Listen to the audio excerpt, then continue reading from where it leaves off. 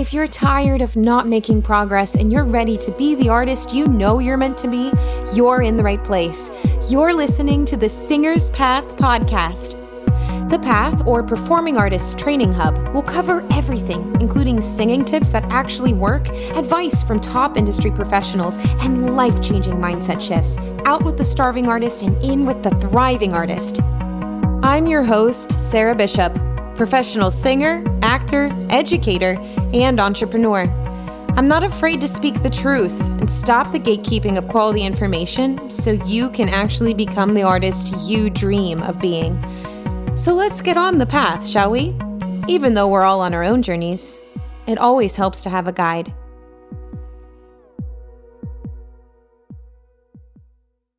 Hey. Welcome back to the Singer's Path podcast. This week we're going to do things a little different. I love to spend time with one of my best friends in New York City, DJ Plunkett, whenever I'm here. And we had the idea like a couple months ago of like, oh, what if we just like did a happy hour episode where we like, had a glass of wine or drank some margs or something, and then just like talked about what we usually talk about when we're together, which is generally about the entertainment business, what it's like to be inside of the entertainment business, struggles that actually occur, or funny stories. And we also like nerd out on pedagogy, and I talk about singing with him a lot. So I was like, you know what, why don't we just like, we were hanging out the other day and it was so hot, guys. It was like the hottest day of the year, like heat wave, like 104 degrees outside. And I was like, and I live on the 4th floor of an apartment. So we were like blasting the AC and like drinking frozen margs. And I was like, oh, let's just turn on the mics and like talk about what we're talking about. And maybe we can get some good stuff for the podcast. So this is the first episode of possibly a couple. We'll see how you guys like it, of just two friends in the industry kind of shooting the shit and talking for real, like about how things actually are. I'll give a little bit of an intro on DJ first, because as we are drinking margaritas, we kind of wind around some topics a little bit. It's very windy, a little bit directionless, but we hit a lot of different things that I'll mention here in a second. But just so you know who I'm talking to, DJ Plunkett, again, is one of my best friends. We went to college together. The very long title of the college, University of Cincinnati College Conservatory for Music, which is abbreviated CCM for short. We both went as BFA graduates from the musical theater program. So we've known each other for quite a long time. I mean, about 14, 15 years now at this point.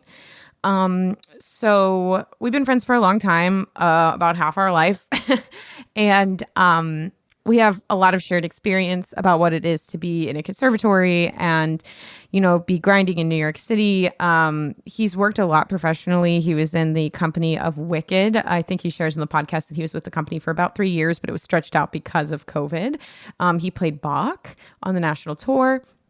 And he's also been in productions regionally, like The Secret Garden and The Little Mermaid. And he's done Big Fish and, Huckleberry Finn and, or Big River, I guess is the name of that show. But he's worked a lot professionally. He also does a lot of voiceover work, which he's not really allowed to talk about for who, but it's very exciting stuff.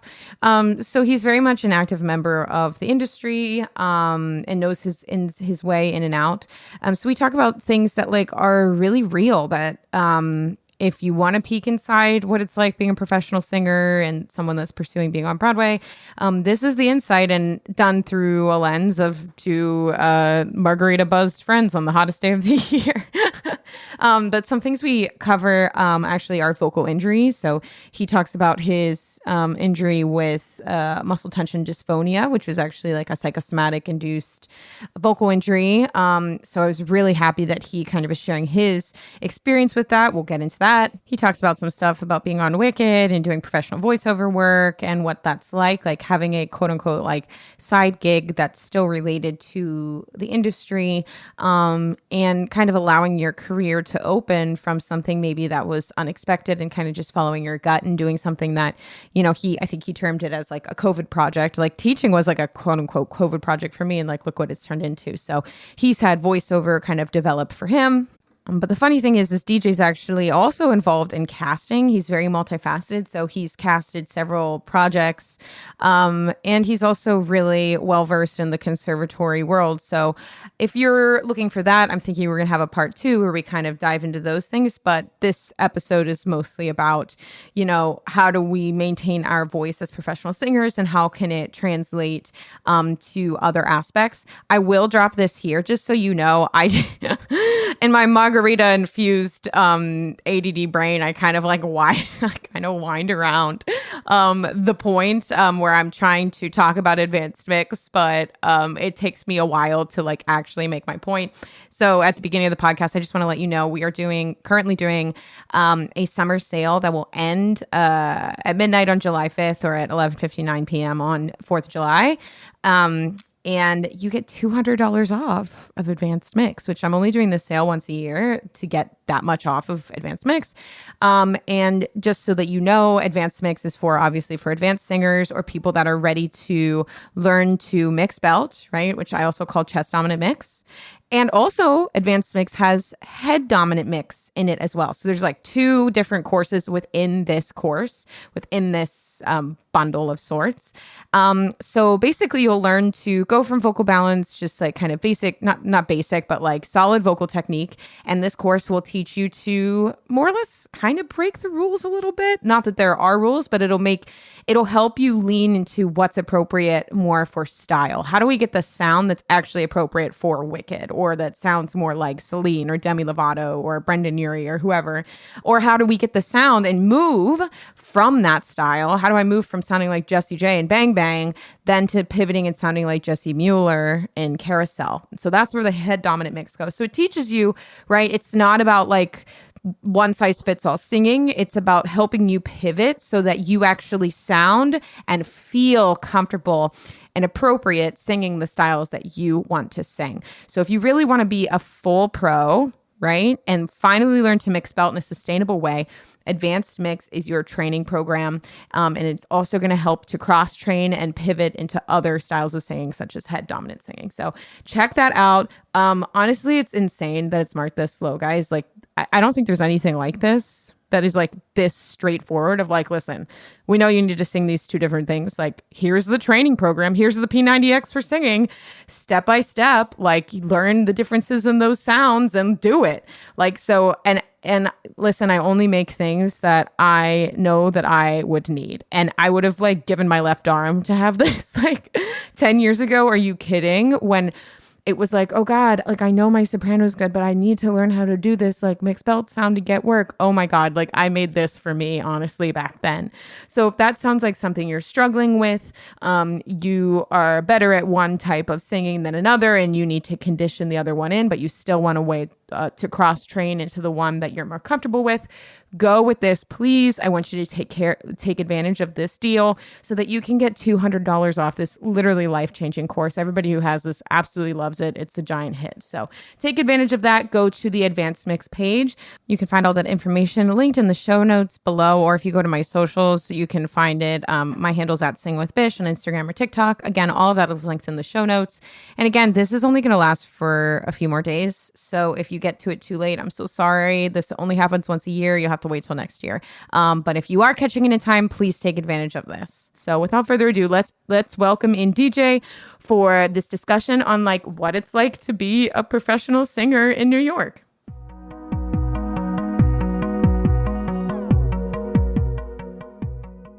Hello, and welcome back to the Singer's Path podcast. It's your host, Sarah Bishop, and I am here with one of my best friends today, DJ Plunkett.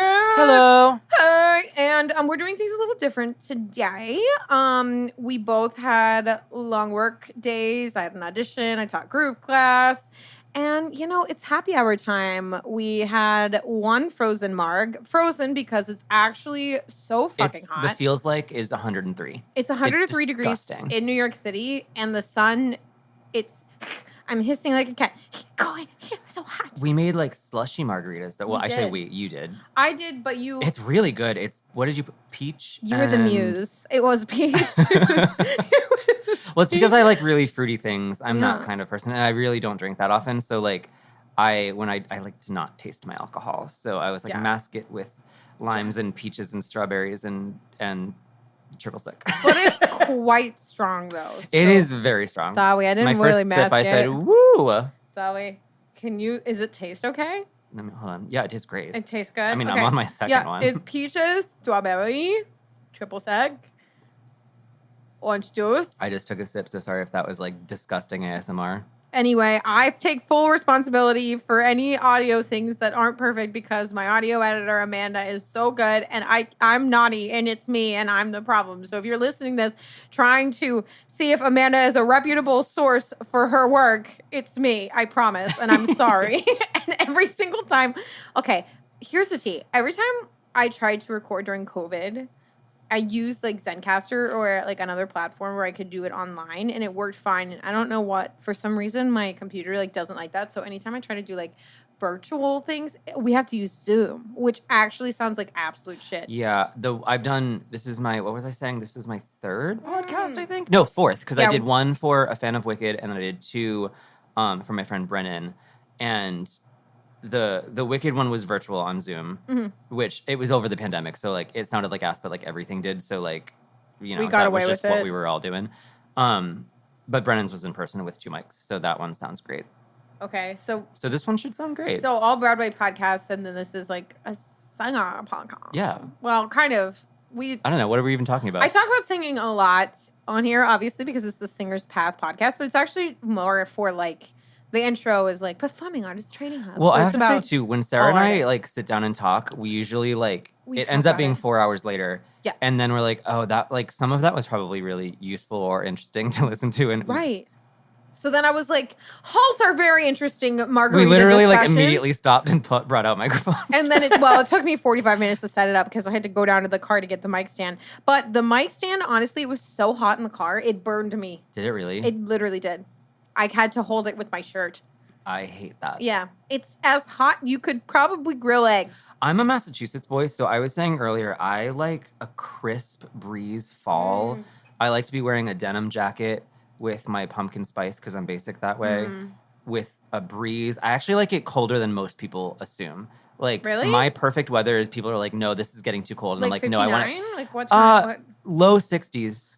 Yeah, no, people are usually like, that's too crispy for me. And I'm like, no, that's perfect. No, girl. But I grew up I was born in Salem, Massachusetts. Wait, you were actually born in Salem? In Salem, so like, I am a little Salem witchy. Hospital. So you're a little witch boy. Quite literally. You're a little witch boy. I didn't grow up in Salem. I grew up in Lynn, which is the town over. Okay, but yeah. I was born there, so I am a little witch boy, and I am a little witchy and magical, I think.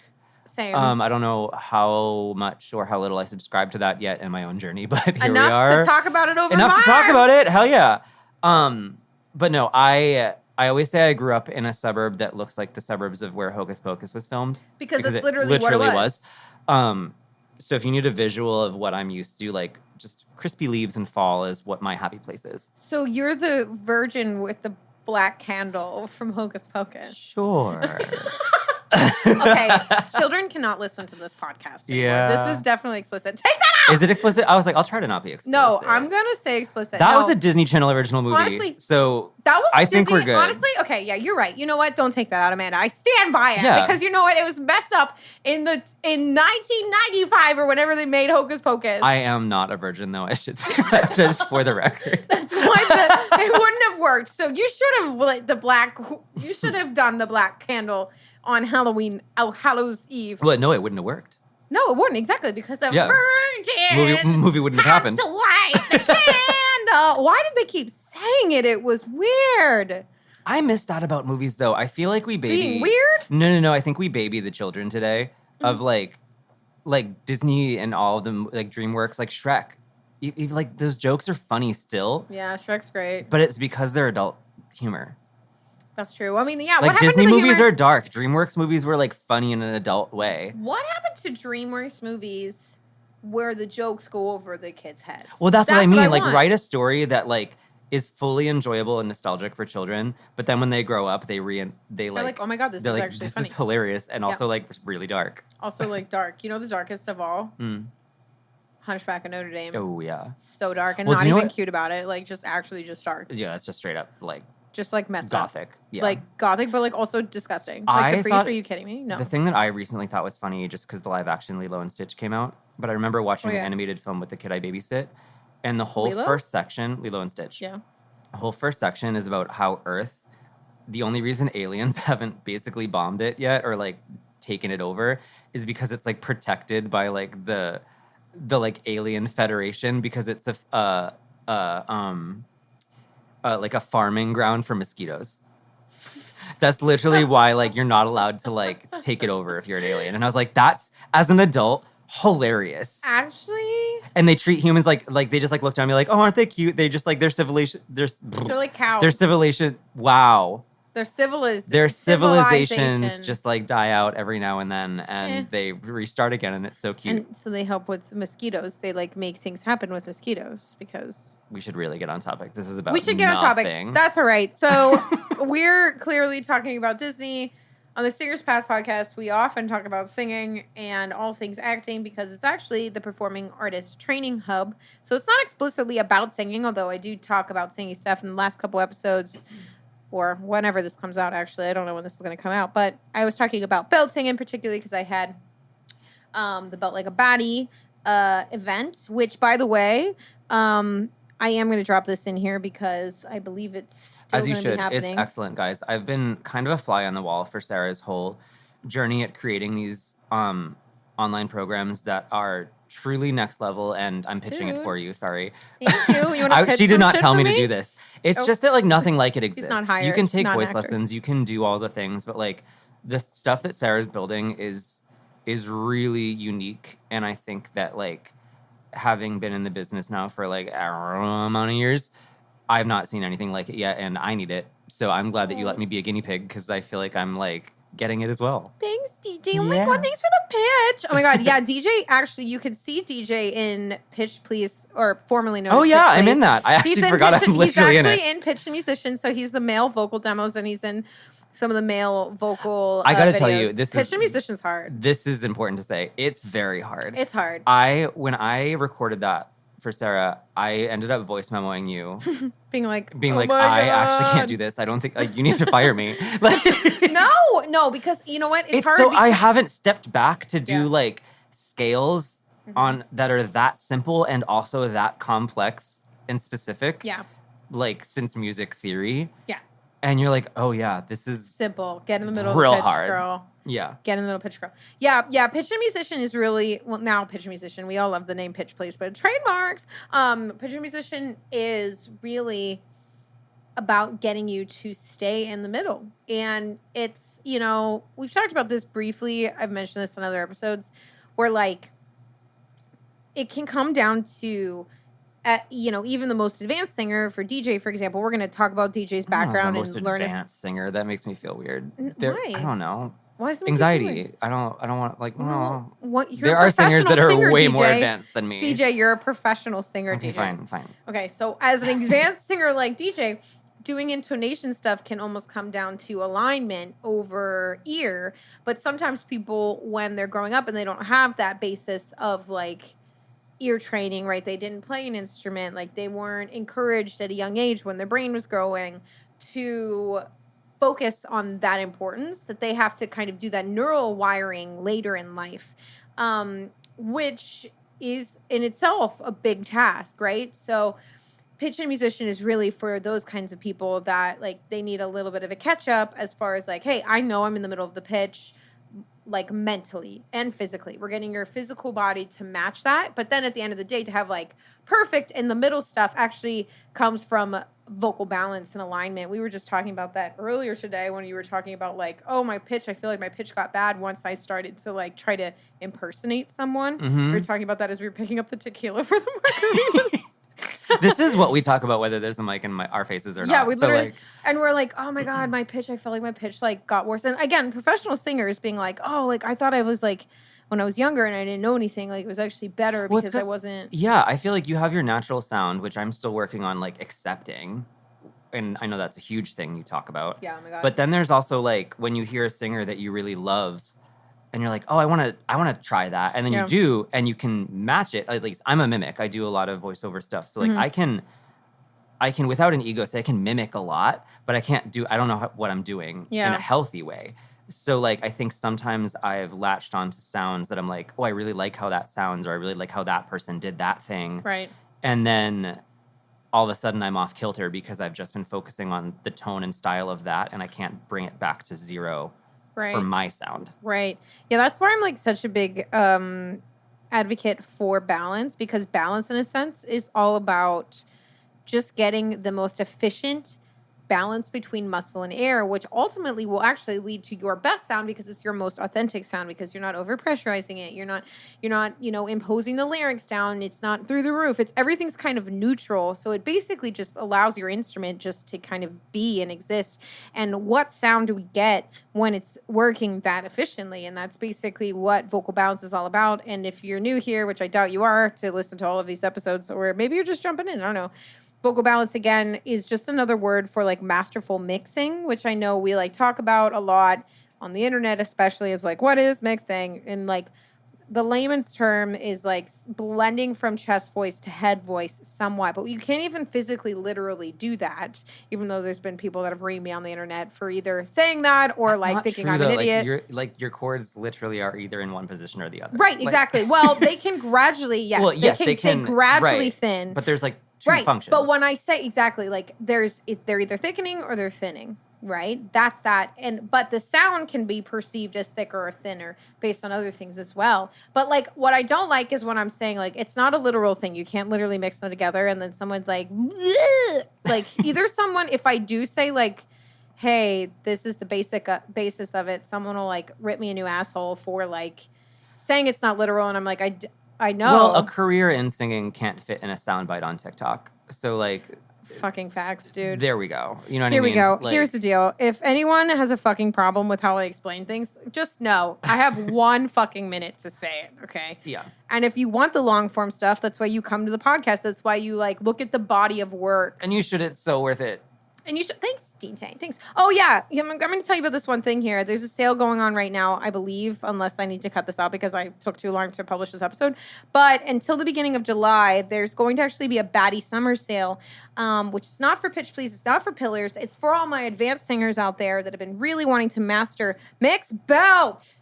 Okay? Mixed belt, and not just mixed belt or chest dominant mix, but head dominant mix too. And that's for advanced mix. Advanced mix is the course that teaches you both of those things. It takes you from moving from this balanced place that DJ and I are talking about, right? Establishing that great vocal technique, that the pillar of your vocal technique, and then moving to actually be able to sing the things you freaking want to, guys, right? And that's what advanced mix does. It tells you and it shows you and it conditions you.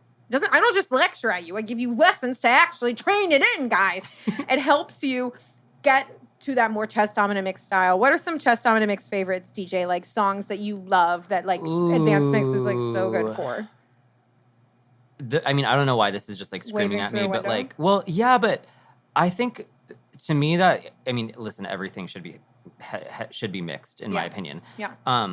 But like when I think true mix, sometimes in the pop world, I think Bruno Mars. Oh, hell yeah. Do you know what I mean? Like he's doing yeah. some crazy shit, but like it's so controlled and it's so held in a really great place that he's like my person. If I need to like find a placement for something, sometimes like this is so weird. But like if I can like sing Grenade, I'll be like, oh, that's where it is. And then I can bring it back to whatever I'm working on. Hell yeah, But absolutely. Bruno Mars is a big like pop mixer for me. Great chest dominant mixer, yeah. And I mean, for singers, obviously, all my alpha buzz out there that want to be alpha buzz, chest dominant mix, Frozen, any Paramore, Haley Williams, Kelly I also Clarkson. think there's something to be said though, because like I thought the reason I didn't jump on the waving through window train when you pitched that up is because I think when we listen to cast recordings, we don't realize that like that person has a mic in their face.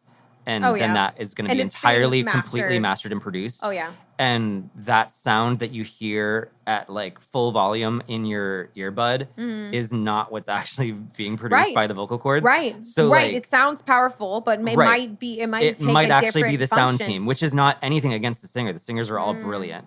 But like that was a big learning curve for me to realize like what I listen to, I can control in my ears. Right. Like that's not necessarily what the singer's doing on stage in the moment. No. Sometimes it is, Sometimes- and that's masterful and balanced and brilliant.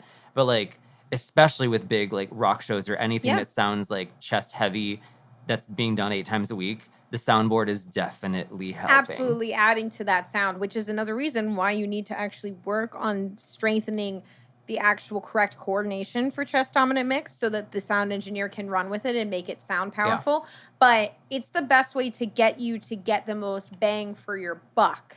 And that's really what it is to be a professional singer, is not to just blow yourself out every night. That's actually not a good look, and not good for your long-term career. The best thing that you can do for yourself is actually in longevity practices, right? Making sure that we're getting the most sound for the most efficient vocal coordination. And that's basically what advanced mix does. We're kind of bebopping around here, margarita infused. That's okay. I was just going to say, I don't want to take it in a completely different direction, but I find that that's really hard. It's really, I don't want to say ever easy, because literally it's never easy, but it's really difficult to hang on to that like ease and balance under the adrenaline of performing. Oh yeah, because like, or like it's acting. one thing, or acting, because it's like it's one thing to be like, if I'm in a dramatic scene, I want to. I wasn't this curse. I don't know if it's explicit. I want to fucking go for it. Yeah. Do you know what I mean? And like where I'm like screaming, cracking, like I want to do that, even though that's not healthy vocally.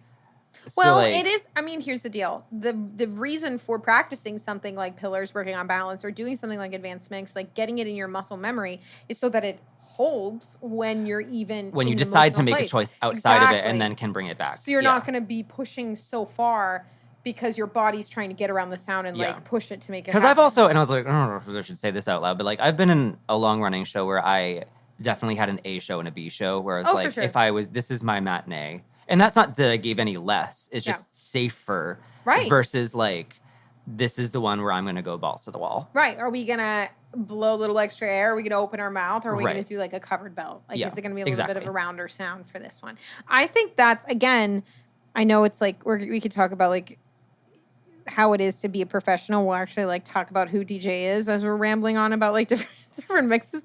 But what it's like to actually be a professional and be in long-running shows, very famous shows, and have the music team like ask you for things and feel like, you know, it's your job as a singer to deliver, but how do you do so without blowing yourself out? You know, and that noting that a lot of people don't have the vocabulary, right?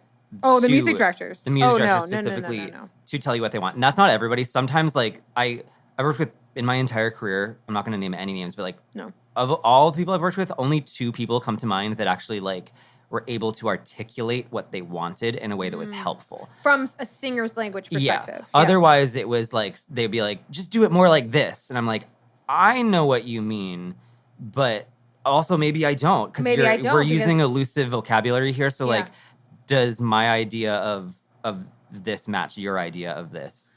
Did you, like, what are some things that music directors have told you as a professional singer? So a music director, if you don't know what that is, it's the person that's in charge of the music direction of the show, obviously, because I just said that in a different way. But it's like they're in charge of all the music. So they help to shape the vocals. They help to get the orchestrations together. They work and coordinate to get the overall sound. And in a show that's already been established for a long time, they're mostly in charge of keeping the integrity of the sound that ended up being the final product. Yeah. So like, what are some things that like music directors? One of the coolest things that was helpful to me because it spoke to me as an actor was when I did Secret Garden. Brian Perry is an incredible music director. That's one I'll name because I'm like, he's straight up a genius. Was singing Winters on the Wing, getting the opening of that song to be like a Celtic, like secret or a Celtic whisper or like it was very intimate, but it was very like culturally specific and like kind of like calling upon nature. All of that to me, no, I'm not doing DJ, it. do it. Do your I don't think I can drop into the Yorkshire accent real quick. But okay, but here's what was really difficult about that song is that's the colors they wanted for the first part of that song. Yeah. But then the end of the song is a more traditional full musical theater belt. Wait, while so still staying in the accent. They wanted like wistful, like what's up? Yeah, very wistful at the beginning. very intimate because I was like singing to a baby bird, literally, Oh. in this staging of the show. Okay. And by the end of it, I had my like big stick kind of like calling and swirling to the like entire birds. like nature to change. So Wait, it why goes were you from this like asking nature super to intimate change? like whisper to a full belt, which was Ooh, like that's once really I was hard. in one register, it was hard to get to the other one. I couldn't do yeah. both of them in separate cuts, but like Yeah. Well, why do you know why? Like no, physically? actually, I was like, please, because this was a challenge for me, as I found it hard then to do the end of the song if I nailed the beginning of the song, or Yeah. if I would nail the end of the song if I didn't go full out with the Celtic whisper of the beginning. So this is something educational in our educational podcast where we're drinking margaritas. So the reason sometimes, and I've kind of mentioned this before, but like when you have a hard part of a song and you just don't feel like you're able to nail it, if the beginning part is so different, like what DJ is describing is like, oh, the beginning is very like whispery and airy, and then all of a sudden he has to like belt a, how high did it go, like a B, or is it on your break like F sharp? It was on my. It was more on my break. I was like, it wasn't that F high. sharp G. Yeah, it was around that. Okay, so what makes that hard is because DJ basically was overthinning his vocal folds at the beginning of the song, and because he didn't have enough depth in his vocal folds, which are the two biggest ingredients, especially when we're learning balance for the first time. We need to learn how to have thicker vocal folds versus thinner vocal folds and try to thin gradually as we go higher, right? Not have it pop into a thin position. That's where that kind of flip, kind of happens. If you're too thick and then you thin too quickly, that's where that break comes in. So you want to thin gradually, and you also want to make sure that the vocal folds are holding depth as you go up, right? That's how you're going to get a clear, balanced sound, just like layman's terms, hands down, that's what Pillars teaches you to do, right? But what DJ's telling me is that at the beginning of the song, for artistic, stylistic purposes, is he needed to be in a thinner vocal fold structure like this, and it needed to be kind of airy. But then he had a hard time pivoting because what you learn in advanced mix, by the way, which is on sale right now, what you learn in advanced mix for a mixed belt is that your vocal folds need to come together more. And there's sometimes, well, this is the hard part about mixed belt, which isn't balanced singing really, it's chest dominant, right?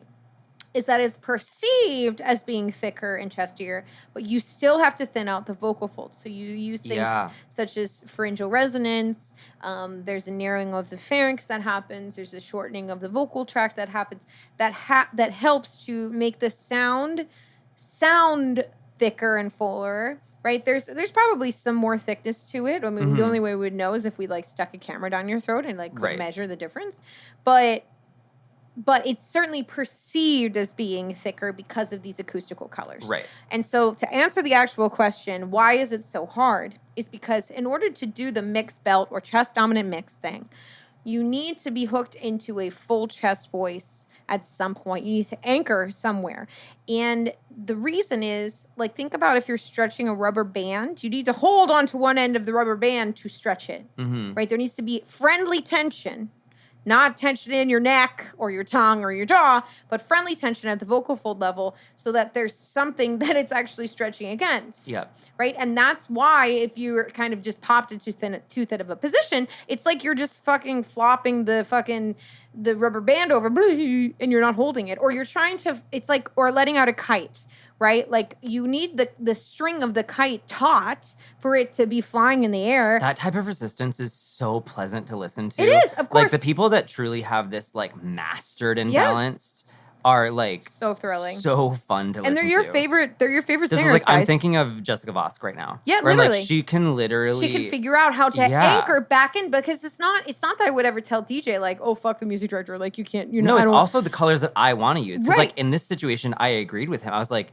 that is the story I want to tell. And I just need to be able to execute it. As the vocal athlete, that's what I was going to say. As the vocal athlete, you need to figure out a way to get both sounds. And what you would need to do is to find a phrase or two before that high belt section to figure out how and when you're going to remind your body to physically plug in to chest voice again, so that you're holding onto the end of the rubber band, or you're holding on to the kite that's being let out, so that there is some kind of anchor point, so that your vocal folds actually have something to stretch and have friendly resistance or friendly tension with, if that makes sense. I love how nerdy this is. I know. This is what the podcast is pretty much always about. And I'm like, let's make it fun and drink. But it's still as nerdy as ever.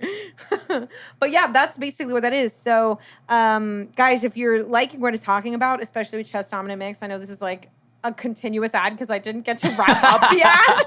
I didn't get to wrap up the ad. So sorry, this is taking so fucking long. I'll stop talking about it. But advanced mix is actually $200 off right now, guys. Like, what the fuck? Like $200 fucking dollars off.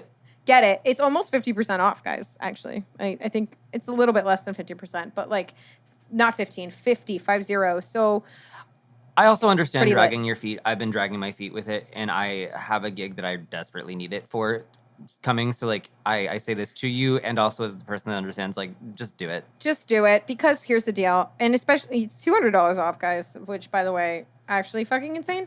And you have to think about this. Like, these programs are not like, oh, I'm just going to do another online course and never get to it and then never do it. No, bitch. Here's the thing. You say you want what you want. You say you want to be able to belt dick. Who were you dicking? You say you want to be belting dicking. You want to be belting, waving through a window, even though it's being mastered by people, but you want to do the right coordination so you can actually get booked and blessed 8 times a week to actually do it. You want to sing Alphaba, you want to sing Frozen, which, by the way, I'm going to hand it to DJ, and he's going to tell you, I want him to tell you a little tea on my vocal development in a second, because he's witnessed it all. But you say you want these things, and then you just fucking whine and bitch about it and don't fucking do anything about it. And I'm a little margaritaed up, so I apologize. No, we all do this. But listen, I do it too. So it's more like I'm talking to a version of myself that's like, oh, I want this thing. And you know somewhere in there you need to invest and you need to put in the work. And this is the thing that's different than everything else, that actually gives you the action steps. It gives you the conditioning so that you can actually mix belt the way that you're saying that you want to. All right. Now, this is the most advanced level, so it's best worked hand in hand with pillars. So if you're not really sure where you stand with your vocal balance or with your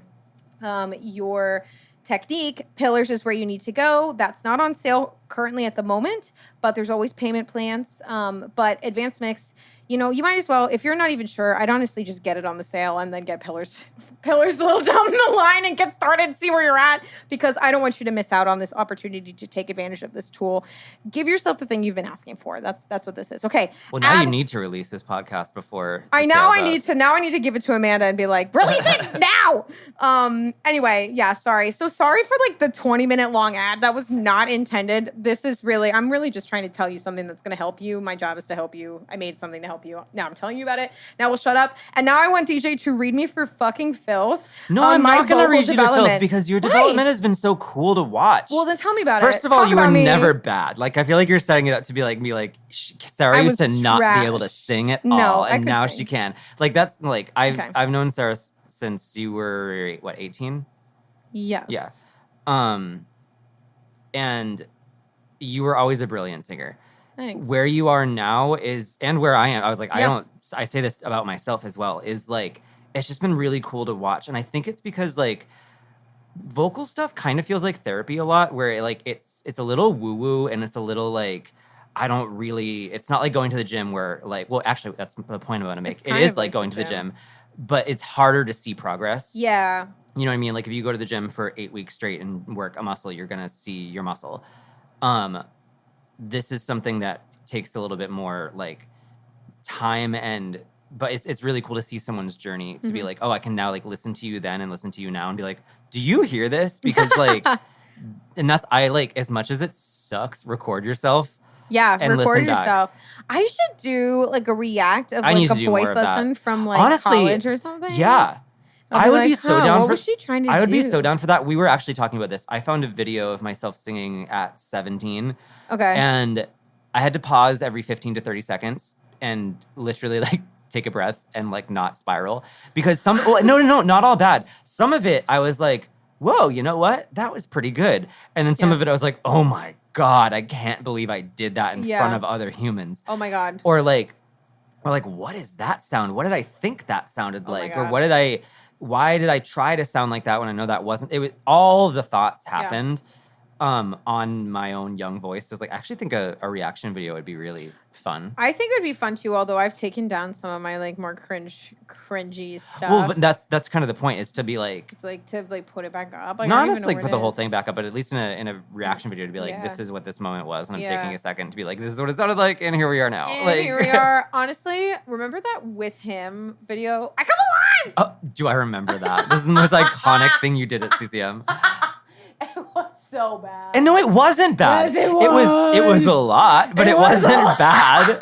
Wait, what was it more the emotional stuff that was a lot, or was it okay? So here's the tea, guys. No. What I love about you is that it's always full out. You never half-assed But it. also in a place that always wasn't always healthy. artistically safe to go full out. You did, No. which is really brave because I certainly didn't. You mean I spent the a lot of conservatory time. wasn't artistically safe? Yes. Okay, yeah, we'll talk about conservatory. Yeah, too. I spent a lot of time like going to my 70 or 80% instead of 100% because I feared judgment. Yeah, I just embraced that shit. You really did, and that And like I got pummeled, I but whatever. still envy that in you. Well, we're working on you. Yes, we are. I'm segueing DJ into my content. She's trying to get me into TikTok. podcast. I don't have a TikTok. You can't find me on TikTok. You can find me on Instagram, which you're Not allowed to yet. add me and follow me. Please do.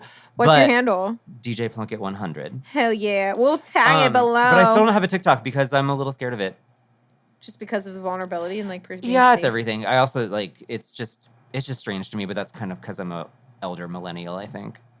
It is strange, but so is everything now. Yeah, everything's weird. Nowadays. Wait, okay. So we're pivoting. So my Come Alive. Okay, so this is a song called it's called With Him. It was written by Joey Contreras, who I've met several times. Oh, same. And I feel like I every single time I've been like, hi, hello, I sang your song once, and he's very kind. He's like, wonderful. He was just like, oh, okay, like. But I feel like I kind of low-key butchered his fucking song. No, you didn't. I feel like I did. Okay, so here, I'm going to give you a vocal technician. I fucking over-pressurized that subglottic bullshit so hard. I was like, ugh! It was like I was lifting a fucking table. I don't even know how I'm sure I was blasting my vocal Well, it's because you were apart. 18. I was also 18. Your I body could get away can with it. literally get away with it. Can I even do it now? I don't even know if I can do it. I kind of want to We should try later. Should I try now? You should try now. I'm going to blast on this mic. Wait. What is the key? I don't know. I don't know. I just remember the lyrics being like, do you remember It used to be on when YouTube. You took it off. I took it off, girl. I don't know if I deleted it or maybe if I just made it private. There's a video that's been resurfaced on Facebook of college of me that I don't like of myself. Oh, but it is the next to normal one? Where Hannah Zaz looks like she's a fucking like gothic lesbian. Well, I mean, we all did. It was next to normal. I don't know what we were doing, but like she was the mom. It was objectively great. Like it's not bad. No, it's just I have my own critiques on myself, so it's really hard to like appreciate everyone else's work. And I'm like, they're doing great, but I wish I didn't look and sound like that. Well, I mean, listen, because I think Zaz sounds epic in that. I mean, Zaz always sounds epic. So Hannah Cesaro, if you want to follow her, I'm like plugging her randomly. She's on TikTok. She's one of the best singers I've ever known. But she is like 4'11". How tall is she? I don't know. Sure. I feel like she's in the 4s. Someone's gonna send this to her later and be like, she did you dirty. But I feel like she's 4 foot something. She's not 5 foot. Yeah, she's amazing. And in a tiny little body. In a tiny body. I'm sorry, Hannah, if you're listening. Anyway, we call her Zaz. She and DJ and some other classmates helped me. Kayla helped me with this with my teacher testing, actually. I was like, let me get the best singers I fucking know and test with them so that I know that I was so nervous during that because I was literally like, I want to do well for you, but I also know that this is a test for you and there's another person watching. So it was very weird. It was fun. It was good. It was good because you're smart and that's what I'm training to do. Yeah, but I feel like that screwed you over a little bit. It did, but that was good. That's what I'm trying to get better at, right? Yeah. It's like, I need to anticipate your mental fucking hurdles. That's the whole thing. Yeah. It's like, and that's what was so hard about teacher testing was like, so I'm Institute of Vocal Advancement certified, right? So it was like the end of my training there in the program that I was in. So they called the master teachers. I don't think they're calling that anymore because it like gives cult vibes. So they're like trying to change the name, but they're basically the people that have formed the company, and they're like, literally, guys, the best voice teachers in the fucking world. I do not say that lightly, but they are, and they're all over the place. There's a couple, and there's Stephanie Bjorn. Oh, sorry, Stephanie. She's coming to my apartment in September, and I can't even pronounce her last name. Spelled like B with a J in it, like the Mamma Mia people. No, I don't know. Isn't ABBA spelled? Born? Maybe there's an M. You can find him on the IVA website. This isn't right. I'm going to sound real She's dumb. German. She's fantastic. There's Roberto Caleri, I think is how you say his name. Oh my God. I need to look up how to say these people's actual names. You can find them. They're the master teachers on IVA website. They are so good. Linda Tompkinson has literally changed my life. She's literally the person that literally changed my life. I'm not even kidding. But these people formed this company. And so for my testing, they're all watching me to make sure that I'm up to their standards, okay? With all the training we've gone through. And at the level that I'm at right now, they're like, okay, you know how to do like the system, you understand it. Your ears are excellent though. We know you have a lot of experience. So we're treating you like one of us, bitch. And I was like, I'm sorry, parquet? Is that even a word? What's parquet mean? Does it mean please? No, I don't know what does. Parquet. Isn't parquet a floor? It might not be. I don't know. I'm dumb as fuck. Okay. No, I don't know either. That's why I'm like, I can't help you. Parquet. That's right. Is it parquet? I don't know. Porky pig? I don't know. Fuck. Okay. So, ignore my margarita shenanigans. Anyway, I meant to say please in another language, and I don't think that was the word. It's okay. Let's move on. I was like, what are you saying? What do you mean you're treating me like a master teacher? Just like, or a mentor or whatever level. It was beyond my level, okay? And they were like, well, we think you can do it, so we're going to treat you like that. And I was like, but that's not what I'm doing. Yeah, but that's a huge compliment. It is a huge compliment, but it made testing really hard. And so basically what they were trying to do was like, hey, we know you know the rules. Don't try to pass the test. Mm-hmm. Use everything you need to put all of your attention on the student and fucking help the student. Yeah. That's what they wanted. Yeah. And so that's why I had to go into the depths of my friends and like handpick people that I just knew were going to be challenging. Well, and you didn't go easy on yourself. Like here's the thing, we could have cheated.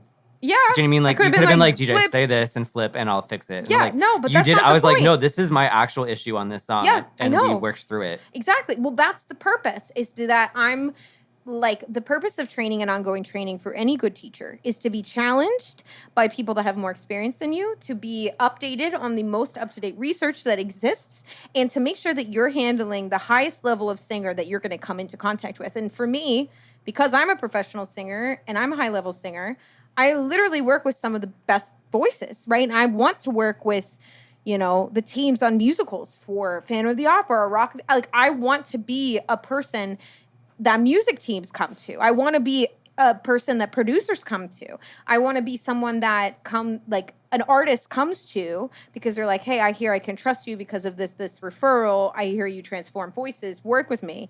I'm going on my tour. Right? That's what I'm doing. So they're right to hold me to that accountability and that standard, but it was definitely fucking hard. So anyway, all that to say, thank you, DJ, for being hard. Thank you for being always hard. Difficult. It Happy to help. Me grow. It helps me grow. Because guess what? Actually, the most advanced voices, you guys sometimes like mind fuck yourself the most. Yeah.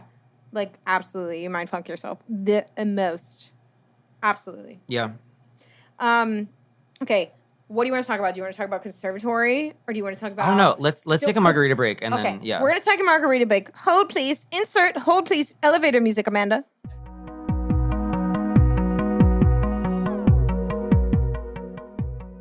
Post break, so whatever. Okay, it's post break. I'm not sure. We are sure. on Margarita 3 now, though. We're on Margarita 3. This batch is really good. This one's sweeter. What did you do? I put less tequila in it. I put more fruit and sugar in it. That's why I like it. I was like, those other ones were a little steep, so we're railing it back a little bit.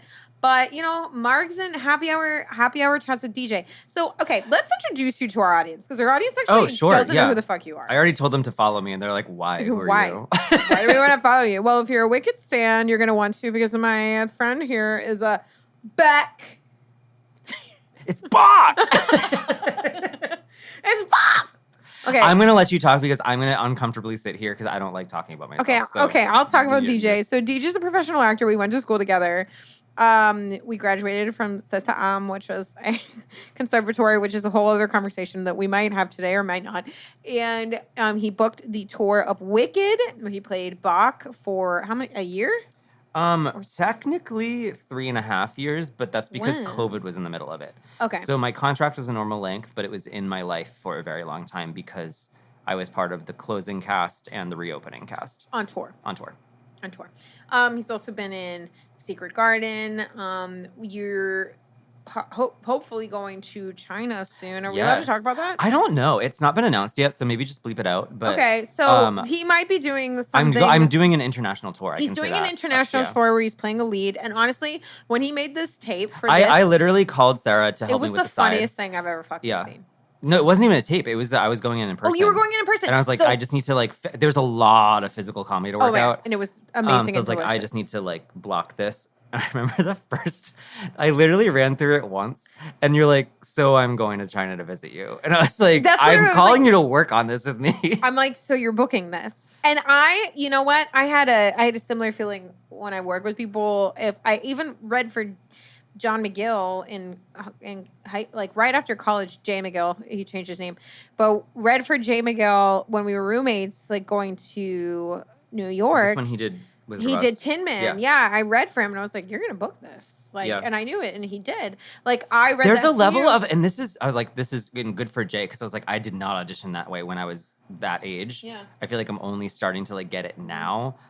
There's a level of specificity and opening night performance and trusting this is my entire full performance of this role. Yeah. Well, you had gone in for this show that I had gone in for this show before. Yes. You had been in for Broadway and tour. But that just gave me more time with the material, which but also gives it does you that help. Yeah. But at the same time, even with Secret Garden or Beauty and the Beast, with the regional stuff that you have no time for, I was still auditioning in a way that I didn't when I was 20 years old. Right. And it's just full performance, showing the team, if you hire me, this is what I'm bringing to the table. He's doing excellent at that, by the way. He also did it's kind of a secret hush-hush gig. Oh yeah, I can't talk about today, but it's really cool. Probably the biggest company you know. I'll just say that. Doing something to help them in development. We'll just say that.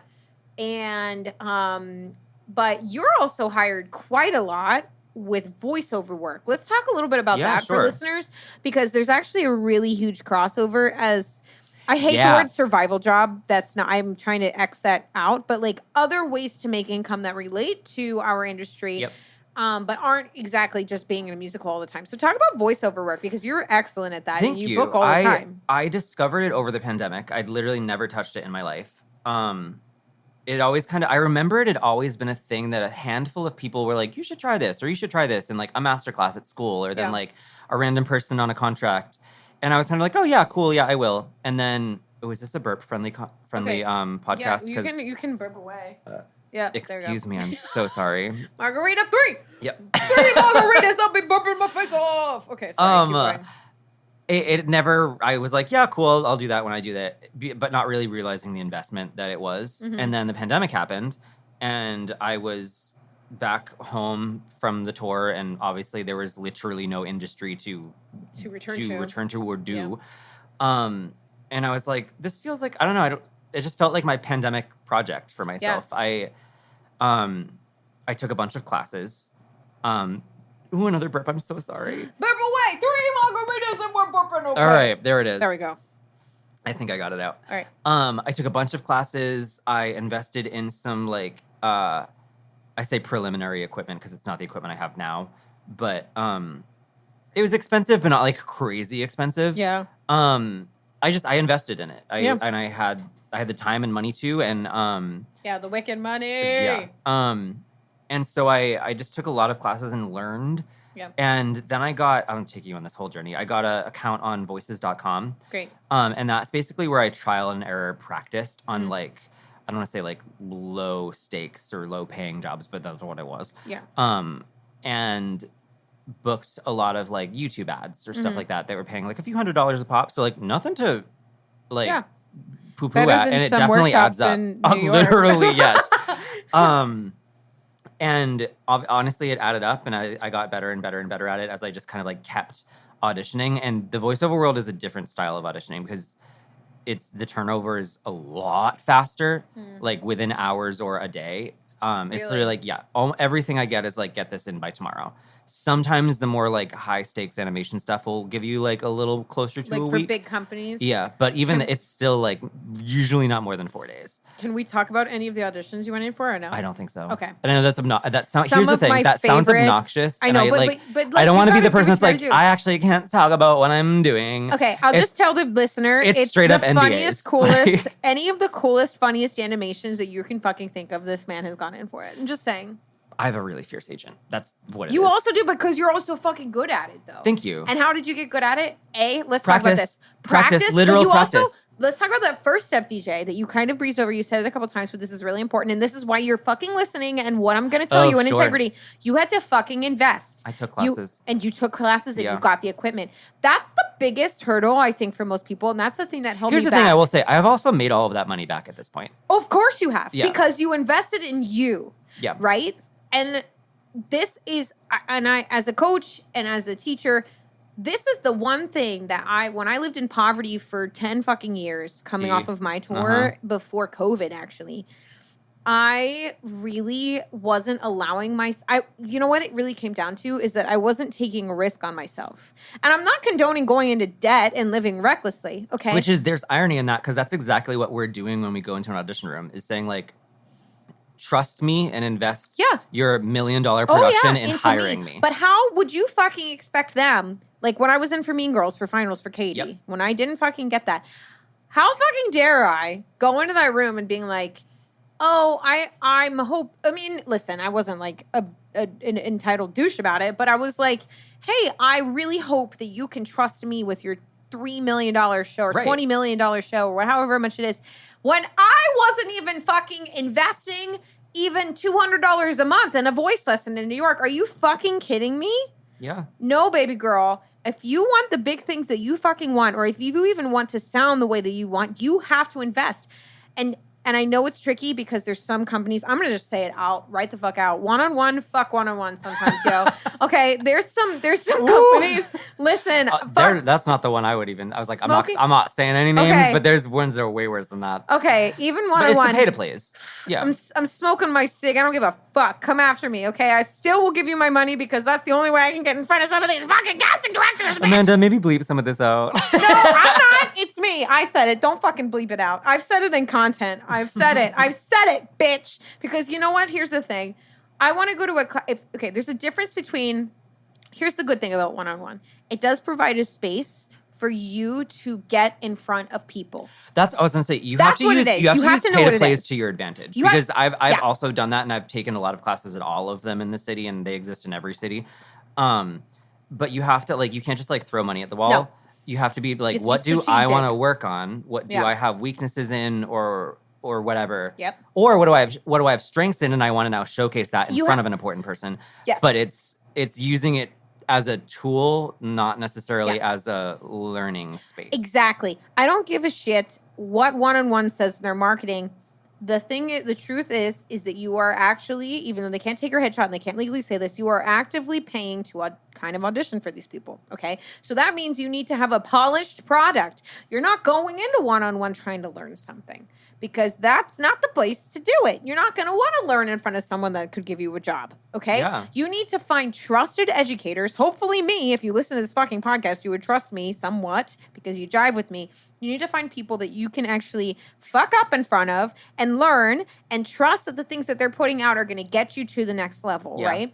There's a difference between acting class and even on-camera class and an audition class in front of a casting director. Those are all different things that, yes, you're going to have to put money into each of those things, but you need to know where you're at.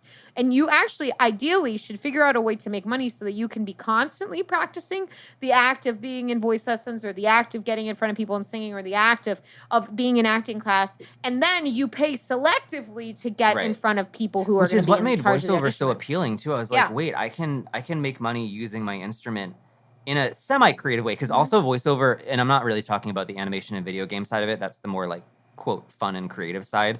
The commercial and industrial side of it is kind of the blend of a little bit of creativity and a lot of marketing. Yeah. And so there's if the sides or the copy is written in a specific way, it's because the lawyers of that company need you to say those exact words. And it's it's a little creative. Especially for commercialized stuff or even anything. But that's, I can say, like, that's been way more fun and creative than office temping or catering or coat checking or babysitting or doing personal assisting or whatever, all of the, quote, like you said before, survival jobs. Do you have a commercial agent?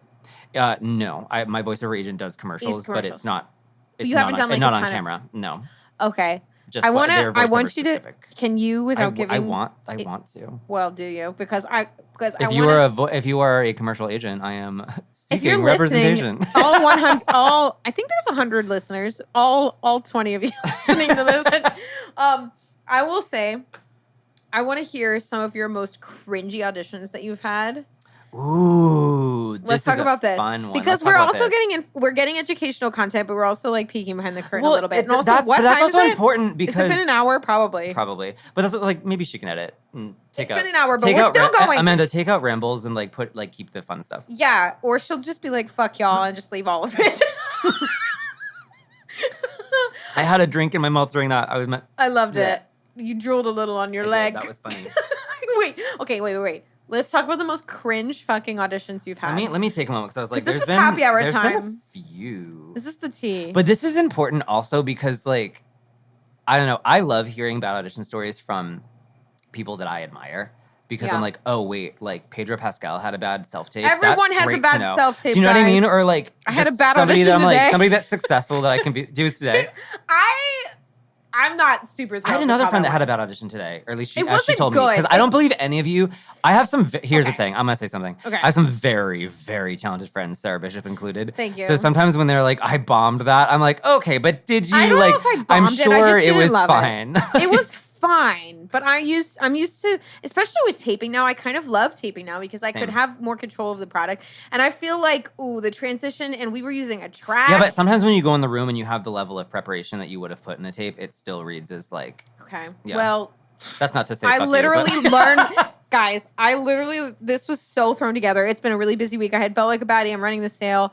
I am supposed to still be learning the entire score of She Loves Me, and I have I forgot you got to do that. I have to do that, and I have a concert next week, and I had a concert this weekend, and then I got 3 auditions. That's always how it fucking happens. Okay, so then there'll be a month of literally nothing, and then I'm just crying at home. To my husband, why nothing works out for me. I would love to work on a side right now because I have nothing to do, and then you get 7 at once. That's why you need to enroll your ass in class, which loops it back around so that you're always practicing. And actually, the fact that I had all that stuff going on, and that I had 3 auditions, and that I also, could can we say prepare the one, the play one that we did yesterday or 2 days ago, whenever, I don't know, time's not real, whenever it was. Literally, like, how many auditions have we done? So many Crumbs for Joy it was or something. Whatever it was. It was a play. You didn't have any time to really learn. Like we were doing it in real time. I learned that in 1 hour. It was so alive and very good. Thank you, DJ. Truly. Oh my God. That tape was like, I really, really liked it actually. Thank you, love. So that's what I mean. So when you're in class actively all the time, in acting class for that matter, or for singing class, because my whole world is singing, so I'm constantly practicing singing. Because that's your whole world, you learn things faster. So you don't need as much time to prep. And like literally for this audition that I like kind of quasi didn't do super well today, just because it wasn't excellent. It was like fine. But I had to learn it in the car in the parking lot at a Wegmans. That's how I learned this fucking audition. I had my computer out. I also squealed like the guy from Jurassic Park when he's like, he has like the whip. Do you know what I'm talking about? When he's at the restaurant. I'm ADDing so hard right now. That's like, does that thing. Right, that's what I laughed like. And it took my ADD brain so for a loop that I can't remember. Oh, yeah, Wegmans. I was eating a thing of sushi, and I was listening to the track wasn't correct for what they fucking needed with the music, of course, because it never is. I was like, why would it be? And they were like, we're going to use tracks. And I was like, why didn't you hire an accompanist? But like, okay. And they were like, make this work. And I was like, literally, okay, fine. And so I sight read it.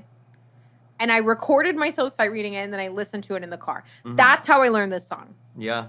And I knew it enough, and I actually had it kind of memorized, but I wasn't so confident in it because I didn't get my normal thing. So that's why I feel like it wasn't so good, because I feel like it was a little soft-focused. Sure. My worst audition was in the midst of, actually, it's fully anxiety-induced and based. I had just been dropped by a really, really big agency. Oh. Let's talk about this. This is huge. Okay. I was recently, not recently. This is years ago. Yeah, years ago. This was after Showcase. You had been with them for a year. I was with them for a year. After we graduated college. That's what that means. I signed with a really, really sparkly, great, big agent who then dropped me after a year when I wasn't booking Broadway or major TV and film. And that took my confidence out. I mean, like, I hit rock bottom, which is, looking back, so silly that I put that much mental pressure on myself and also, like, them on such a pedestal. Yeah. But it was people that I respected in the industry that basically said, like, we don't want to represent you anymore. Yeah. And but it that's took really me out. common, though. Oh, I know, but I didn't. But 20-year-old DJ didn't know that. Yeah. And so I took it personally, and it killed my confidence. And I basically was like, oh, okay, I'm not talented. And then my voice, in a weird, crazy, psychosomatic way, was like, okay, fine, we'll believe you then. You're not talented. And I got an anxiety-induced vocal injury. Yep. Muscle tension dysphonia. Yep. Which is a vocal injury. Yeah. But it's mental and anxiety. Yeah, I got basically, for the nerds listening, I got scoped by an ENT, and they were like, there's not a scratch on your cords, but like you have basically, like, your larynx and pharynx are stuck in a perpetual state of stifling a cry. That's literally what it was. And it took 3 to 4 months of laryngeal massage, straw therapy, and vocal therapy, and actual therapy to get me through it. And I did come out on the other end with a much better knowledge of my instrument. So, like, it all worked out. But all of that to say, I had an audition right after that had happened. Right after the dysphonia happened? After I had been dropped. The dysphonia happened literally the day after. Like, when I say it was audition. Like, I got dropped, the dysphonia happened, and then I had this audition. Was it a big audition? Yes and no. It was for a big casting director for a developmental project. Chelsea? So, like, no, they have since passed. I understand. Yeah. But I went in. Also, the person that booked it is a Broadway celebrity, so it's not like I was going to get the job anyway. But I went in, and the material was good. It was one of those, like, it was a reading of a new show. Has the show been in production? No, they did a Fifth Ave run, but it never went anywhere after that. Does it one rhyme of our classmates. Piss? No. No, but that one's really good. That just took me out. Oh my god! Oh my god! If you know, you know. Oh yeah. If you no, don't, again, this was. fine. I'm talking about something literally a decade ago. So, like, it never got. Nobody knows what it is. Wait, one of our classmates. Yeah, Maddie Spackman did the reading of it. She did. Yeah, I don't want to say what it is just because I don't want people. She's to not get weird currently about in it. No, I don't think. I think the show is dead. Oh. I don't think it ever went anywhere. Good for Maddie. I'll have to ask her what she did. But it was funny. The music. It was 2 songs and 2 sides. The sides were hilarious. The character was perfect for me. And the songs were right in my wheelhouse, right in my comedy. I was like, oh, this is fun. And I couldn't sing. I went in, and I should have canceled the appointment in retrospect. Yeah. I should have been like, I'm going through an injury. I can't. Okay. Like, that was a boundary I didn't have yet. Yeah. And I went in, and I bombed hard. Like, I mean, like. Well, because you couldn't even talk. No, it was like the weirdest version of, like, choked laryngitis is what it sounded like. But I was in my head, so, like, not only could I not sing, the acting was objectively bad. And I sounded like shit. Like, I mean, I sounded really bad. And it was this type of singing that, like, it didn't sound like I had a cold. It sounded like I literally just couldn't sing. Well, that was the dysphonia. Exactly. And the casting director, who I do have respect for, in that moment was not the kindest. And they weren't? No, what not really. They looked at my resume and then looked back up at me and said, "You went to CCM?" No. And I knew I fucked up. Like, I knew it was bad. So I just stood there and was like, uh-huh. And then they looked at my resume again and looked back up and went, "Did you just graduate?" And I hadn't. It had been like 2 years. So I was like, no. Why didn't you say, I'm going through a vocal injury? Because it was in the moment of I was just terrified and honestly horrifically embarrassed. Because I also, like, I'm hyper aware. I knew that was the worst thing ever. Yeah. So I just ran out of the building after that. DJ, yeah. I'm so sorry, baby. That was the worst. I was like, that's not a funny audition story. That's just a sad audition story. I forgot that I asked you that question. I was like, you asked for bad audition story? Well, that's a bad audition story. I mean, that was what it was. Oh, I'm so sorry, but that's actually great for this podcast. Nothing has been worse than that, though. But you know what? That's so great that you're talking about vocal injury and actually also casting, because I don't know if we need to do part 2 about casting. Maybe we will do a part 2. Oh, yeah, we could do 17 podcasts podcast. We'll do a part 2 where we get into casting, because DJ's also, because he's so multifaceted, has also done casting. But we can talk about like the tea on that and vertical shorts and a whole other world. That's a whole other world to unpack here. But we're not going to talk about that right now, because the whole purpose of you talking about the dysphonia and the injury and moving through that, and even just like you've had success, like you work a lot. That was also the most like Spark Notes version of that. Like it was such a traumatic time. Frankly. I know, and yes. No, I mean you watched that happen. But thank you for sharing that, because it helps viewers or listeners, if they're listening to that and they're going through something like that. Here's the thing: most kind casting directors know when you're having like a bad day. Yeah. When you have a relationship with them, especially, like they know you're human, right? Casting directors are actually kind of the best. I was also that was also told through my lens. Yeah. I'm sure this casting director looking up and down at my resume a bunch of times was him actually trying to figure out like, wait, his resume is saying that like he's probably good, just trying to figure it out. So why was this so bad? Why was this so bad? Do you know what I mean? Like I know what he was thinking. Right. But that's humiliating but it's still for shitty you, in him. of course. But like that's actually a really beautiful story to share for people who might be going through something or are ashamed of vocal injury or afraid, because not all vocal injury has to be being traumatized to the vocal folds. It has athletes it's psychosomatic. Sprain their ankles sometimes too, where it's like it's just it happens, especially at the level that we all work at. But when you got scoped, you didn't have you didn't have nodules. No. Right? You didn't have a hemorrhage. No, but you could see my entire throat closed. But that was a psychosomatic it was literally the response. muscles didn't work. Yeah. The muscle tension dysphonia was like you had so much repressed fear, tightness, everything, that it affected your voice, because we're human beings, and that mental and emotional component is important. I will like to say, like, I also at the time, and still even to this day, like, haven't wrapped my brain around it, because I still am like, no, but what was wrong? What do you mean it was my mind? What do you mean? Do you know what I mean? And that's like my like therapy trauma. I'm like, what do you mean my mind and my anxiety can physically do something? Does it make you more because I was afraid still like, of no, I must have a node, or I must have a bleed, or a polyp, or a strain, or a scar tissue. Like, tell me what's physically wrong. And they're like, nothing. It's not. You're doing this to yourself, which sounds like gaslighting. But I was like, no, it was literally real. It was real because your brain is so powerful, and your brain is going to have such a powerful effect on your voice too. All of these adjustments are actually really subtle, and it's actually crazy. Singing is one of the most complex things that you can do with your brain, actually, scientifically. That's very fascinating. I love that. So that makes sense as to why it was so difficult. Let me see. You finished that other margarita? I fucking did. I'm like read you to I'm an animal. I finished a fourth. Okay. I'm a slow drinker. So drink, because you've been sharing a lot of things. Well, I mean, I'm your guest. I know, exactly. I'm interviewing you. So I'm like, drink, bitch. Like, take a break. You've been sharing so much. Thank you. And also some vulnerable stories that are actually really important for people. I'll share a couple cringy stories. There was once a casting director who, this one just pissed me off.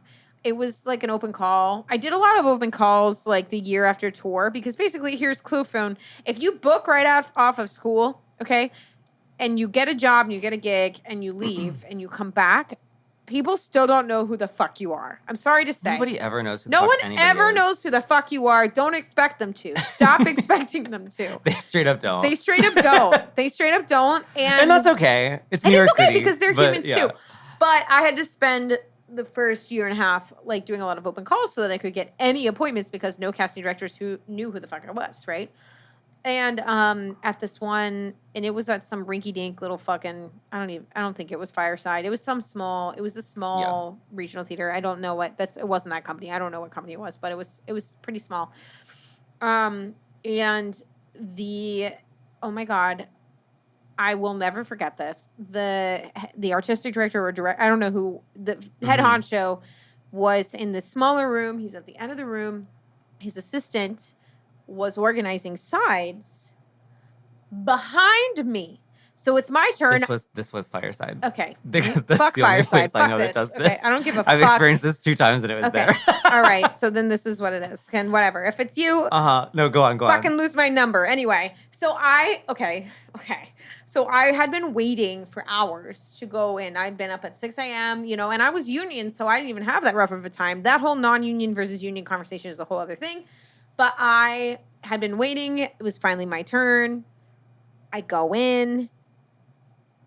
the assistant is behind me organizing sides and fucking making noise, and like I'm standing in the middle of the room and they're in the director's line of sight as to watching me. And I was like, I just stepped to the side and kind of crossed my, I laced my fingers and just kind of like moved my body to look behind me at the girl who was doing the sides, being like, I will wait until you stop that shit because you're distracting me and this is my moment. I've come here, I've waited, I have 2 whole fucking minutes. Like, you are pulling focus, bitch. And this guy sitting behind the table was like, start. Oh. He was so rude. He was so fucking rude. The pianist, without my consent, just starts playing and just launches me into the song. And I remember feeling so small and so disrespected in that moment of like, I have waited all morning and all day to be seen, for you to have the 2 minutes of attention, and you have someone being so outwardly rude behind me. I was about to say, I was like, no one's been that rude to me. And I was like, nope, yes, they have. Yes, they have. Yeah. I'm sure they have. The stories just like come to you with like how people are treated. And that's why we're talking about it. And this is not to be negative or take the rose-colored glasses off, but this is to also ethically educate you. This was actually this past year. I flew in for an audition. I was where, in New York?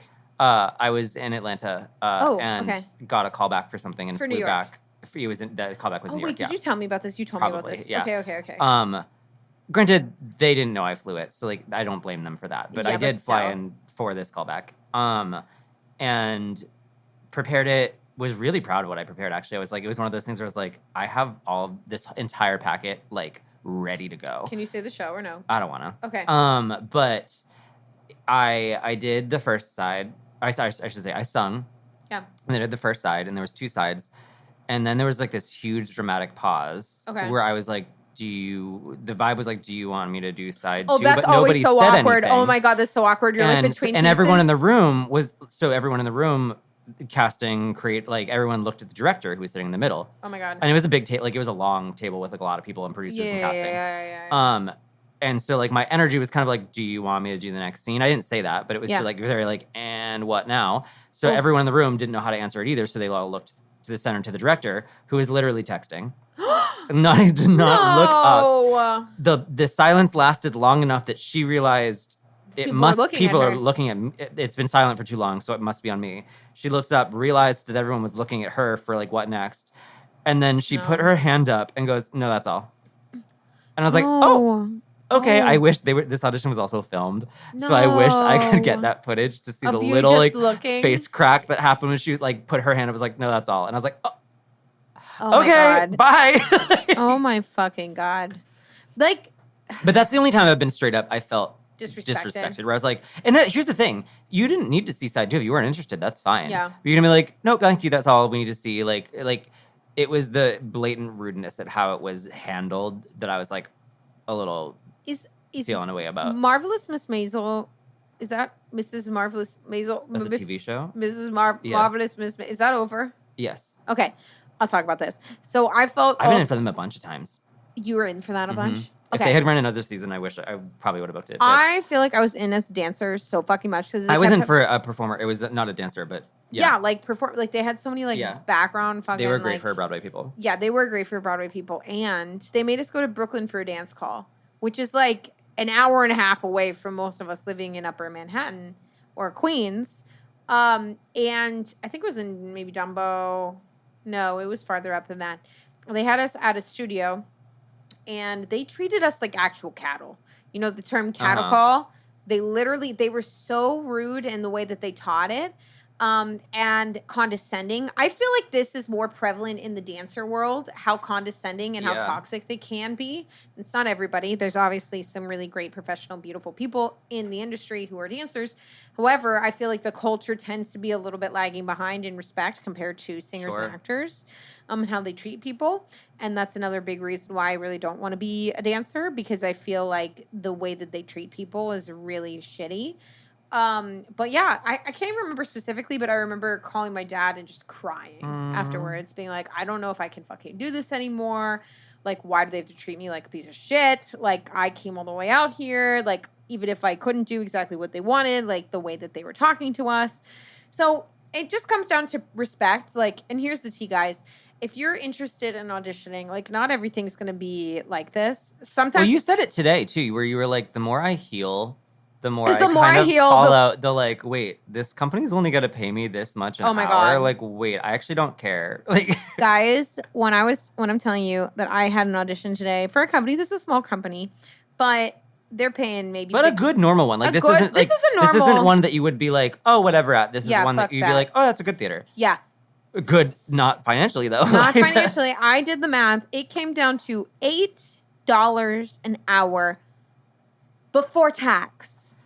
And agent commission. Guys, I'm not fucking kidding. 2.5% that the union takes. Literally, I'm not kidding. You would have literally gotten $4 an hour for this shit. Like, I'm actually fucking serious. That's how much work with the commute and everything that they wanted us to do. And I was actually rage texting DJ right before because I didn't fucking do the math before. I was sitting outside of the audition room and I was like, wait a second. If I'm going to do a lesson, it's, it's like $200 an hour. Like, what the fuck? Don't even pay me at that point. If it's going to be $4 an hour, like, fuck you.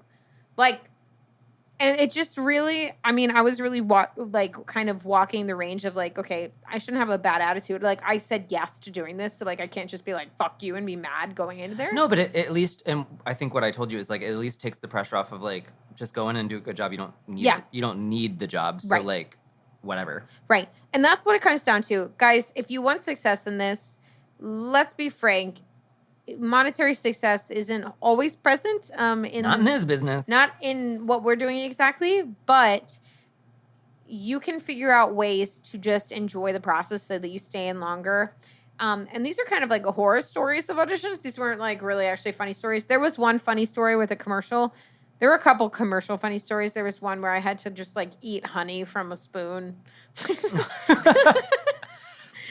What was one luckily I did 3 from Actors Access this past month. Oh, really? We self-submit? Yeah. Okay. But luckily I was talking during them. I didn't it was mainly about the action. I once got yelled at by the commercial because I auditioned for Zaxby's and I think it was like I did a voiceover for Zaxby's. You did? An audition. I didn't book it, but okay, yeah. Zaxby's. I was like, "Hi, welcome to Zaxby's." And I added talking, and then the casting director was so mean to me. They got back to my agent. My agent was like, "Can you just do it again and not talk?" And I was like, "It's a commercial audition. We fucking talk all the time. Well, you can improvise." Can you just mute it then? Because what are you supposed to do? Like, literally, I don't know. Just the action. If you just want my picture, look at my headshot. Literally, I think it was because it was COVID and everyone was stressed out, so sure. They were taking it out on me. But anyway, okay. So wait, you just did one. So what was your commercial cringe? It wasn't cringe. It was just that the commercial auditions are funny, just because all they want is the action of whatever the thing is doing. So like 2 of them I was typing. Yeah. And it was like, act like your internet's broken, or like the other one was like, act like you're a tech nerd that's fixing the internet, or like stuff like that. It was like, you really only want to see me like typing. Yeah. But I basically I don't know if this was correct, but I added like my slate into the action.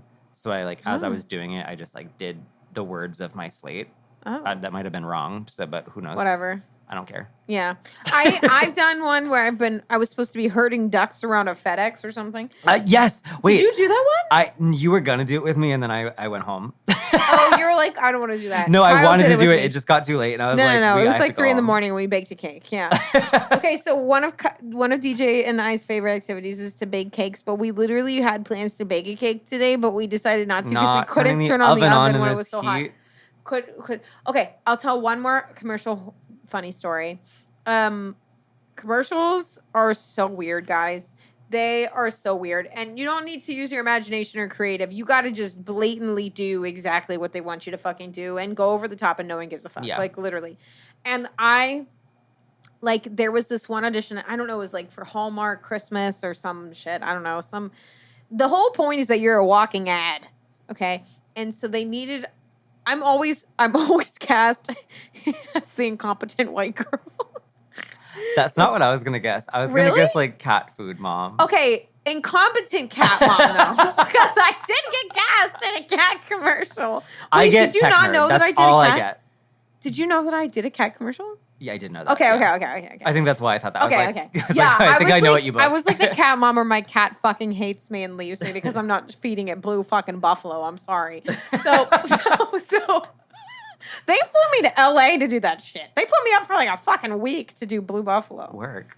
They paid me like a couple $1,000s. That's my dream. I've not been flown anywhere for a small job yet. It's fun. I really want to do that. Yeah, and then the one guy was like, "Let me see your hands." Though I love hotels so much. Love a hotel. Love You're trying. Yeah. Yeah, the guy was like the one like DP or whoever, like the talent herder or coordinator was like, "Let me see your hands. You're white. Okay, can you hold Have you ever wait. Have you ever done a hand audition? Yeah, that's literally what it was. I've done like, two. I've not booked them, but I've sent pictures of my hands. Literally. They were like, "Can you just hold this cat food?" And because the other girl fucking did it wrong and she's white. So can you just hold with your white fucking hands? Can you just hold this cat bag? That's funny. And I made like $300 or something from them. Yeah. Yeah, I was like, thanks, I guess. So my hands are somewhere for the Blue Buffalo world. The most cringy audition I ever did, well, I don't even know. I've probably done worse, but whatever, was actually my audition for 6 on Broadway was kind of... You're not the first person to tell me. I have a few, again, very talented friends that have like kind of bombed. What do you want me to do? I had platform fucking heels on and like this like little white shirt and like a mini skirt or some shit. And they were like, "Can you walk around and pretend you're like Britney Spears?" And I was like, "I'm sorry, parquet?" Which one were you in for? The were you one in for? I made up. I don't fucking know. Seymour? This was before it was. This was actually before it was on all Broadway. It of was the above. Chicago. No, it was like yeah. Yeah. It was like we'll figure out what you are. Right. But I got called back. I think. Did I? I love when we don't remember. No, that's truly my don't favorite thing remember. because there's so much pressure all the time. All the time. And So that when I you don't go like, remember. "Oh, did I go in for that?" and I actually mean it, be like, I don't actually remember how far I got or what happened there. I think I think that's a beautiful thing when you're like, I actually don't don't know or fucking care, but I think I made it at least a couple rounds. And at this round, they wanted me to be like a sexy baby pop star. And I like tried to get on the ground and it was a mistake. It was a mistake, DJ. I was like feeling myself and like trying to do like, but I was singing Avril Lavigne and it just didn't work. So that was what? Sorry, I don't mean to interrupt this. What? I just got a text What? from my like family group text. And it said there's this maybe not for the pod. I don't know. Oh my God. Keep it up. It says there's a scary new fraud out there. You can get a call from a family member with their cell phone AI. and their voice with AI. Great. And it says they're in trouble and need help. Yeah, I've heard of that. That's damn. fucking terrifying. Oh God, that made me sad. Wait, no, like it's my dad's fiance. She's like they're frankly targeting boomers though. Yeah, if you're a boomer listening, I feel like to this, I'm gonna pick up the phone and be like, "Oh, hello, is this like?" Hello. I don't think AI Sarah can call me. I think I'm gonna call it out. yeah, you could just ask them It would a get. question. I would say how. I bet I would get like 3 sentences in before I realized. Yeah, but I think can I'd you ask them a realize- question? Well, I don't know. You could how ask good them at like, AI they "Hey, well, what was the color of our baby book?" I don't know. I think they would just go right into like, DJ, no, I need my passwords right now, and I'd be like, this isn't Sarah. Yeah. Sorry, guys, that's I just also got that terrifying. text in the moment. No, also terrifying. Fucking guys, don't listen to AI. The also, world is crazy right now. regulate AI. Let's- It's all crazy. yeah. We could do a whole other conversation about the industry and AI, but we're not going to do that. Voiceover in AI is a big deal. Oh Jesus. Yeah. Well, we're almost, I'm not even in that world enough to like know all of that stuff, but but it's there. yeah. Well, I did get pitched to I got pitched an audition. This is why my voiceover agent is so good. This wasn't even the job. I got pitched an audition to see if I would even be interested in it. And it was voice mapping, which is basically like just steal your like voice. an AI scan of my voice. And well, here's the thing. Ariel. They were like, it's not. They were like, this is AI voice mapping. So like you like, there's no judgment. Turn it down if you want. The money that this so good. was unbelievable. How much? It was like $75,000. Holy fuck! But here's the thing. It steals your voice. AI map to literally like Did you Ursula turn it steal down? my voice. I turned it down.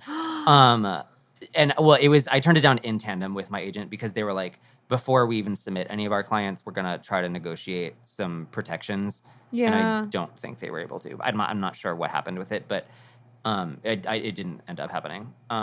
But that was I was like, that's a lot of money though. I didn't Yeah, really but not consider enough to it. steal your voice That, and yeah, put that's what I everyone was out like. of work. No, give me a lot more than that if you're straight up stealing my voice. Because you know how pissed I would be if I heard my voice on a commercial like 10 years from now, and I'm like, I never did that. That I am owed for that. Yeah, you have to know that. But I wouldn't be. I know, but that's what I mean. I know. It's like, that's what they're trying to get around. Yep. Anyway, that's another conversation for today. Well, okay, guys. What's our timestamp right now? Probably over. We're going to end here on this one section. It's an hour and 20 minutes. Okay, guys. That's not as bad as I thought. Not as bad as we thought, but this is our first of, a sporadic series of Happy Hour with DJ, where we talk about some nerdy things, but also an inside look on like funny stories or also horribly traumatic stories, maybe about being disrespected in the industry. or maybe talking about things, normalizing things that maybe listeners who aren't in the industry wouldn't know, talking about different perspectives, right? From a tenor to a soprano, talking about shit. And also I want to remind you that we have that sale going on. I don't know what day it expires in July. Look in the show notes. I think I'm going to change it right now. It's July 2nd, but I think I'm going to push it back a little bit. It's so hot out. It's so hot outside. Summer hot sale. But guys, if you want to belt and mix belt the way that you're saying that you want to, please consider advanced mix. Again, I know it's my job. I make money from selling things, but here's the tea. It's a waste of my fucking time if I was going to put all of this effort into something that was trash, okay? I literally make these because I believe in it, and I know at the core of my being it was something that I needed. I'm packaging things that literally unlocked shit for me and for so many other singers that I work with. And so if you're interested in that next step, if you're interested in finally having this being resolved for you so that you can get any kind of music, whether it's head dominant mix or chest dominant mix, that mixed belt stuff, you can train in both. And you know that you're going to sound like a fucking pro singing it every single time. If you want $200 off advanced mix, you better go to the link in my bio right now and take advantage of that before it expires. And with all that further ado, thank you so much, DJ, for joining us today. My pleasure. Thank you for having me. Oh my God, of course. I hope I come back. You will, because this was great. And thank you for sharing your inside knowledge and sharing about your vulnerable stuff. But it's actually so helpful for people. So thank you. Cool. Okay. Bye-bye. Bye.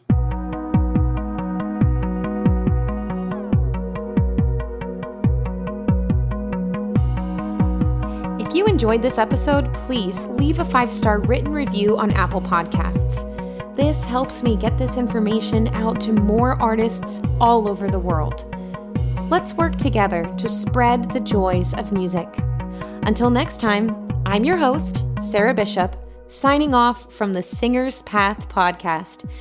Thanks for listening.